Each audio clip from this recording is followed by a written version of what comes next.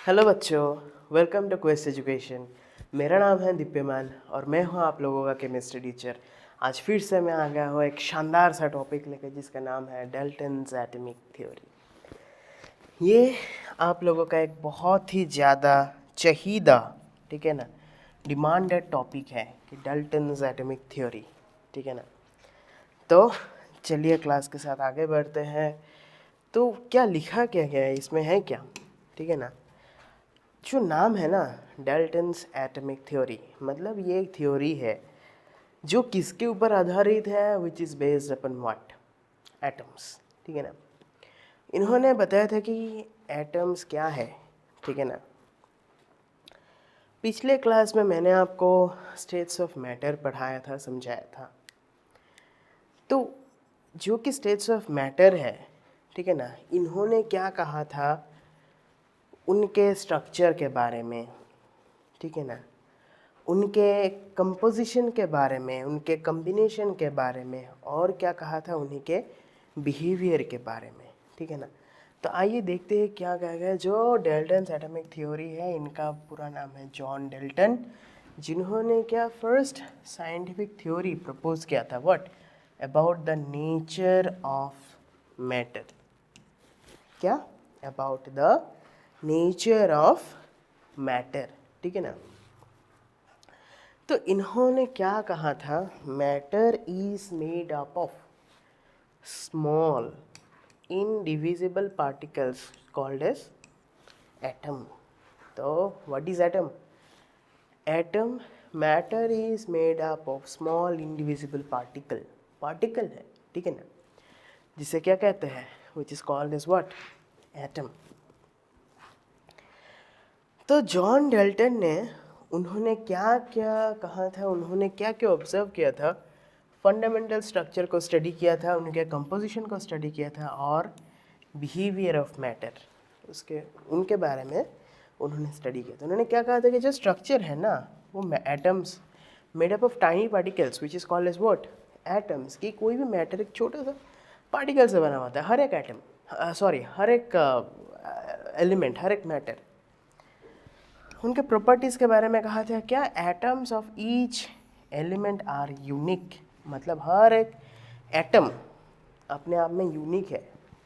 Combination के बारे में क्या कहा था कि फिक्स्ड रेशियो में ये कंबाइन होते हैं, क्या बनाने के लिए, कंपाउंड्स क्रिएट करने के लिए। क्या? Fixed ratio. फिक्स्ड रेशियो में जब ये दो कंबाइन करते हैं ना एटम्स, तभी क्या बनता है, कंपाउंड बनता है। फिर देखते हैं कंजर्वेशन के बारे में भी कहा था उन्होंने, ठीक है ना। उन्होंने क्या कहा था कि जो एटम्स है ना, वो ना ही क्रिएट कर सकते हैं, ना ही उनको हम लोग डिस्ट्रॉय कर सकते हैं। सिर्फ उनके अरेंजमेंट सिर्फ चेंज होते हैं कोई भी केमिकल रिएक्शन में। The atoms can not be created, destroyed. सिर्फ क्या होता है ना, रिएक्शन में ओनली रीअरेंजमेंट सिर्फ होते हैं कोई भी केमिकल रिएक्शन में। तो उन्होंने बहुत सारे पोस्टुलेट्स दिए थे। पोस्टुलेट्स मतलब तो आपको पता ही है।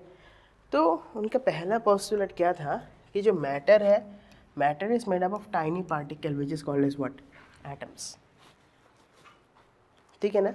कोई भी एलिमेंट है, कोई भी मैटर है, हमेशा किससे बना हुआ रहता है, एटम। एटम है एकदम टाइनी पार्टिकल, एकदम first and the foremost particle, ठीक है ना। दूसरा पोस्टुलेट क्या कहा था, सेम एलिमेंट आइडेंटिकल होता है।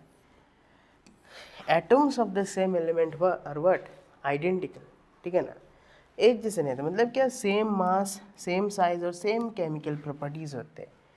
सेम एलिमेंट, याद रखिएगा, atoms of the same element, जैसे कि every oxygen atom has the same property, has what, same property, ठीक है ना। यहाँ पे अगर ऑक्सीजन है, ओ है, O2 कह लीजिए, ये सेम है, ठीक है ना। अगर मैंने यहाँ पे O2 लिखा, ये तीनों ऑक्सीजन का क्या प्रॉपर्टी सेम होगा, ठीक है ना। क्यों? क्योंकि ये आइडेंटिकल एलिमेंट है, आइडेंटिकल एटम है, ठीक है ना। थर्ड पोस्टुलेट क्या कहा था, different element are different, atoms atoms of different elements are different. जैसे कि हाइड्रोजन का जो एटम है ना, अगर मैंने कह लिया H2, ऑक्सीजन भी 2 है, क्या ये दोनों इक्वल है? क्या हाइड्रोजन और ऑक्सीजन सेम है? ना, दोनों ही एटम है, लेकिन दोनों का प्रॉपर्टीज़ के सेम है ना? ना बच्चों, दोनों का प्रॉपर्टीज़ बिल्कुल सेम नहीं है। तो यही कहा था कि डिफरेंट एलिमेंट का एटम डिफरेंट होते हैं। क्या? डिफरेंट एलिमेंट के एटम डिफरेंट होते हैं। Atoms combine in whole numbers. तो ये पोस्टुलेट क्या था कि एटम्स जो है ना वो किस में कंबाइन होता है? वो होल नंबर्स में कंबाइन होते हैं, ठीक है ना। तो उन्होंने क्या कहा था कि वो ना फ्रैक्शंस में कंबाइन नहीं होते। फ्रैक्शंस में कंबाइन नहीं होता है मतलब क्या? दिस वन 2.5O, ठीक है ना। यहाँ पे हाइड्रोजन, अब यहाँ पे देख लीजिए, ये जो H2O है ना, H2O है, यहाँ पे हाइड्रोजन होल नंबर पे है, ऑक्सीजन क्या है? 1। तो ये फ्रैक्शंस में नहीं है, ये सिर्फ होल नंबर्स पे है। यहाँ पे देखिए आप, हाइड्रोजन यहाँ पे फ्रैक्शंस पे है, ये पॉसिबल नहीं है, ठीक है ना। पॉसिबल नहीं है इन द सेंस कि ये जॉन डेल्टन जी जो है उनके पोस्टुलेट में ये मेंशन किया हुआ है। ओके, यही पोस्टुलेट का एक लॉ है, वो लॉ का नाम क्या है? Law of multiple proportion. क्या है? लॉ ऑफ मल्टीपल प्रोपोर्शन, ठीक है ना। तो ये जो है ये आपका लॉज ऑफ केमिकल कम्बिनेशन में आपको ज़रूर मिलेंगे, ठीक है ना। तो केमिकल कम्बिनेशन के बहुत सारे लॉज हैं, ठीक है ना। तो उनमें से ये जो है लॉ ऑफ मल्टीपल प्रोपोर्शन, ये भी एक उनमें मेंशन है। तो ये बहुत ही इम्पोर्टेंट स्लाइड है, आप प्लीज़ सभी बच्चे इनको नोट कर लीजिए। नेक्स्ट पोस्टर क्या कहेगा? Atoms can not be created nor be destroyed. आप इनको ना ही क्रिएट कर सकते हैं, ना ही आप इनको डिस्ट्रॉय कर सकते हैं। सिर्फ इनका क्या होता है ना, रीअरेंजमेंट होता है। कोई भी केमिकल रिएक्शन में एटम्स का सिर्फ पोजीशन चेंज होता है, ठीक है ना। ना ही आप उसको डिस्ट्रॉय कर सकते हैं और ना ही आप उसको क्रिएट कर सकते हैं, ठीक है ना। अब ये यहाँ पे ये रिएक्शन देख लीजिए, क्या है? H2 + O2 क्या है? 2H2। यहाँ पे सिर्फ रीअरेंजमेंट हुआ है, ठीक है ना, ना कि एटम्स क्रिएट हुआ या फिर डिस्ट्रॉय हुआ। अब ये वाला देख लीजिए, ये very very very important line है। क्या है? जो डेल्टन्स का जो थ्योरी है, it is the base of law of conservation of mass and law of what? Definite proportion. Law of conservation of mass है और लॉ ऑफ डेफिनिट प्रोपोर्शन का ये क्या है? बेसिस है, बेस बनता है। अब यहाँ पे देख लीजिए, ये जो डेफिनिट प्रोपोर्शन है, ये डेफिनिट का दूसरा नाम है। यहाँ कहीं कहीं पे आपको मिलेगा लॉ ऑफ कांस्टेंट प्रोपोर्शन के नाम से भी ये आपको देखने को मिलेगा, ठीक है ना। तो इसी के साथ एक प्रीवियस ईयर पेपर का है आप लोगों के फेवरेट एग्जाम से है ये।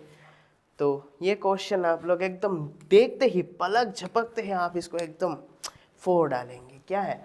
डेल्टन्स एटॉमिक थ्योरी क्या? Could not explain which of the following.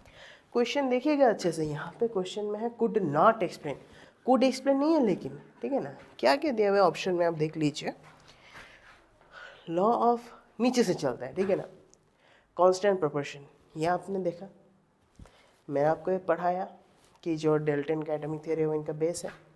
Conservation of mass है। मल्टीपल प्रोपोर्शन तो खुद का ही एक पोस्टुलेट है। तो रह गया क्या? ये gaseous volume, law of gaseous volume को इन्होंने एक्सप्लेन नहीं किया था, नॉट एक्सप्लेन। समझ में आया बच्चों, भाई बहन सभी? तो आपका आंसर हो गया क्या? Option number B. तो इसी के साथ बच्चों थैंक यू, बहुत बहुत शुक्रिया, धन्यवाद। मिलते हैं आपके साथ नेक्स्ट वीडियो पे। Thank you.